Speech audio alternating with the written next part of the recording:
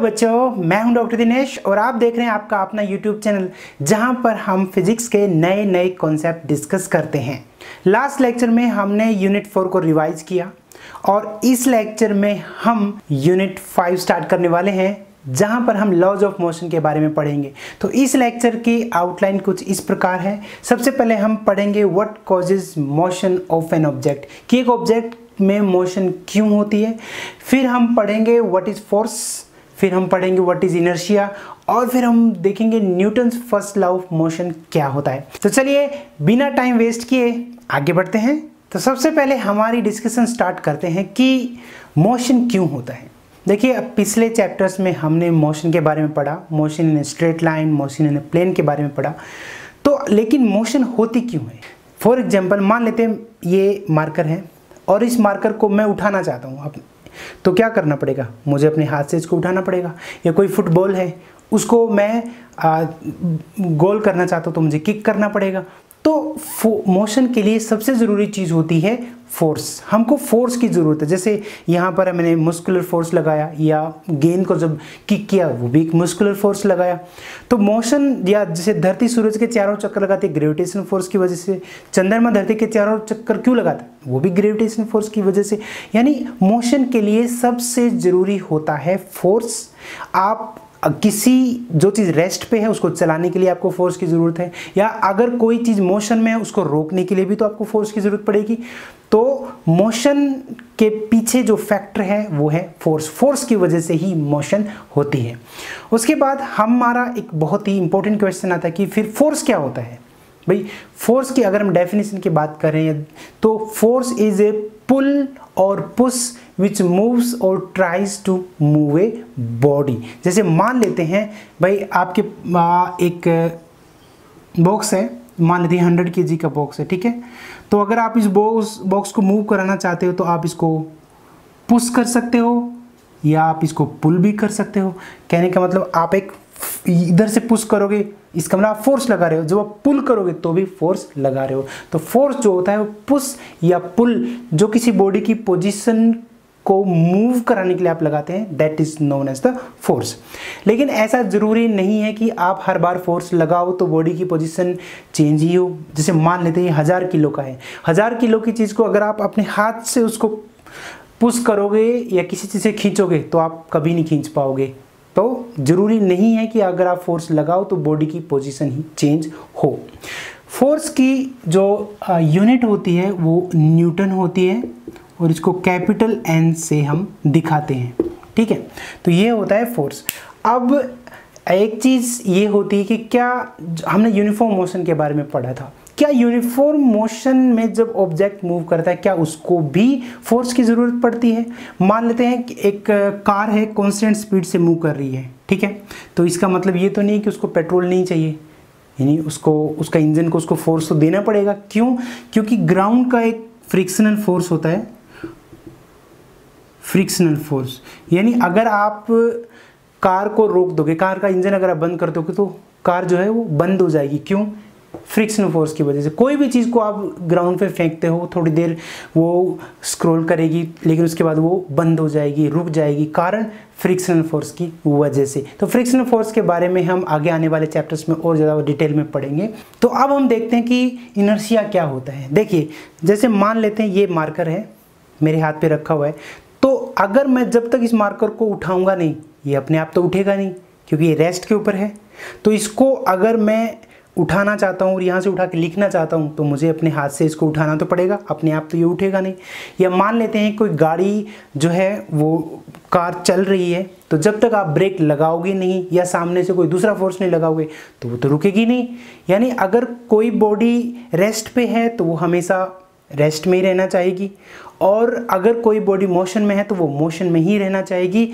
इसको बोलते हैं इनर्शिया, यानी resistance to change its state of motion. यानी अगर रेस्ट में है तो वो रेस्ट में रहना चाहती है और अगर मोशन में है तो उसको मोशन में रहना चाहती है, उसको बोलते हैं हम इनर्शिया।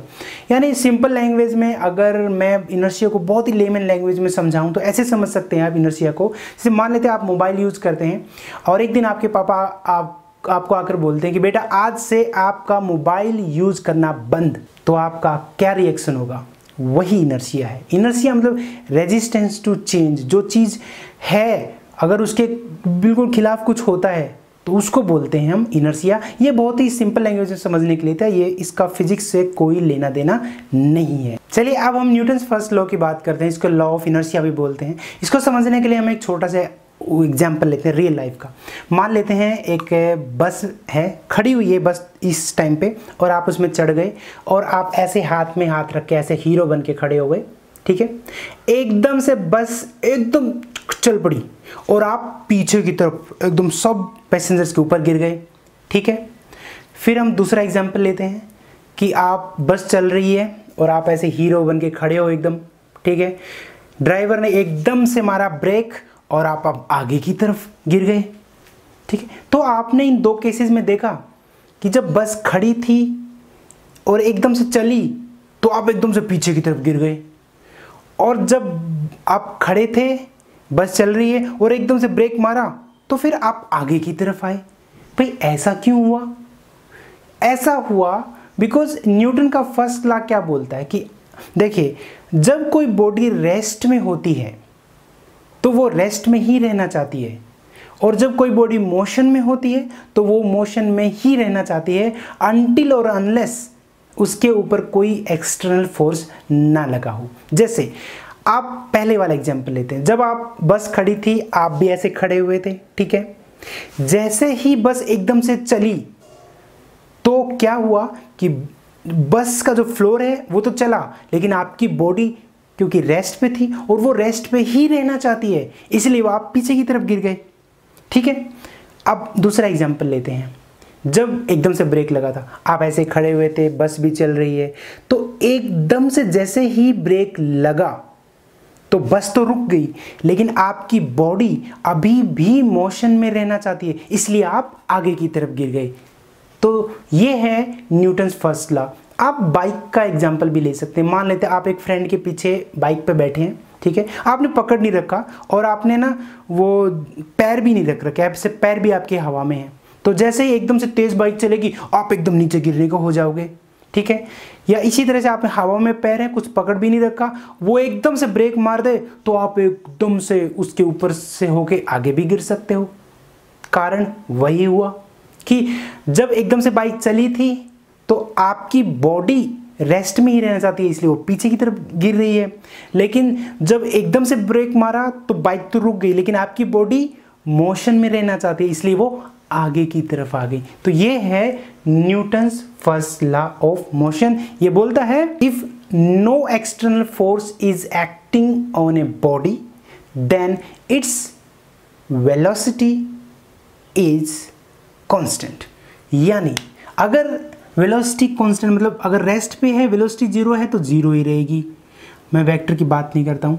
और अगर एक कांस्टेंट वेलोसिटी से वो मूव कर रहा है तो उसकी वेलोसिटी कांस्टेंट ही रहेगी अनटिल और अनलेस कोई एक्सटर्नल फोर्स उसके ऊपर ना लगे तो। लेकिन इस डेफिनेशन में हम एक मॉडिफिकेशन कर सकते हैं। कैसे? जैसे मान लेते हैं भाई फोर्स, हमने कहा कोई एक्सटर्नल फोर्स नहीं लगा।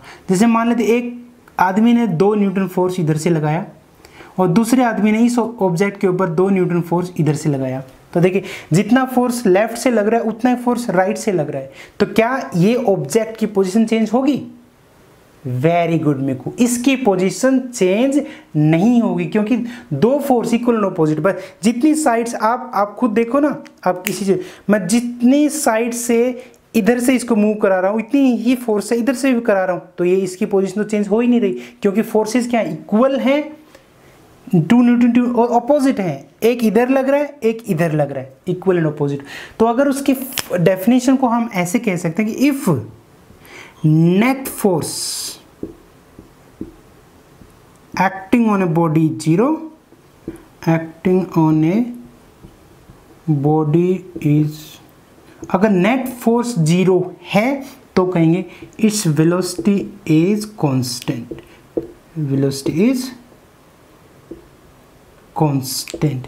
और अगर वेलोसिटी कांस्टेंट है मतलब आप ये भी कह सकते हो कि अगर नेट फोर्स जीरो है अगर, तो वेलोसिटी कांस्टेंट होगी, और एक्सेलरेशन क्या होता है? एक्सेलरेशन तो rate of change of velocity होती है, और कांस्टेंट अगर कोई क्वांटिटी है तो उसका डेरिवेटिव कितना होता है?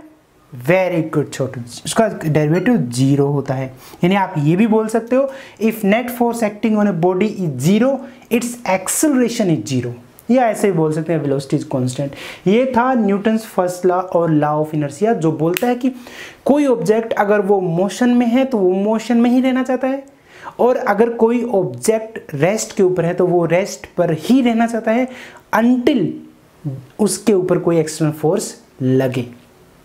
तो ये था आपका Newton's first law of motion. तो न्यूटन्स का सेकंड लॉ और थर्ड लॉ हम अगले लेक्चर में पढ़ेंगे। तब तक आप इस कॉन्सेप्ट को अच्छे से पढ़िए। अगर आपको कोई दिक्कत आए तो आप मुझे फेसबुक के जरिए या कमेंट सेक्शन के जरिए आप मुझसे क्वेश्चंस पूछ सकते हैं। मैं आपके हर डाउट को क्लियर करने की पूरी कोशिश करूंगा। तो इस लेक्चर के लिए इतना ही। फिर से हम आपसे मिलेंगे, तब तक के लिए अपना ख्याल रखें, अपने परिवार का ख्याल रखें। और हाँ, ये फिजिक्स की लेक्चर की वीडियोज अगर आपको अच्छी लगे तो आप अपने फ्रेंड्स, अपने क्लासमेट्स, अपनी फैमिली के साथ शेयर जरूर कीजिएगा। Thank you so much.